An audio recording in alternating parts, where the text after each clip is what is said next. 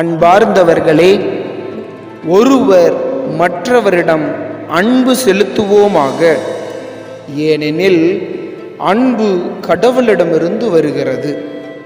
அன்பு செலுத்தும் அனைவரும் கடவுளிடமிருந்து பிறந்தவர்கள்.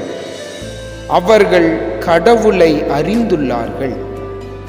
தூய யோவான் எழுதிய முதல் திருமுகம் 4வது அதிகாரம் 7வது இறைத்திருவசனம். அன்பார்ந்தவர்களே, ஒருவர் மற்றவரிடம் அன்பு செலுத்துவோமாக. ஏனெனில் அன்பு கடவுளிடமிருந்து வருகிறது. அன்பு செலுத்தும் அனைவரும் கடவுளிடமிருந்து பிறந்தவர்கள். அவர்கள் கடவுளை அறிந்துள்ளார்கள். தூய யோவான் எழுதிய முதல் திருமுகம் 4வது அதிகாரம் 7வது இறைத்திருவசனம்.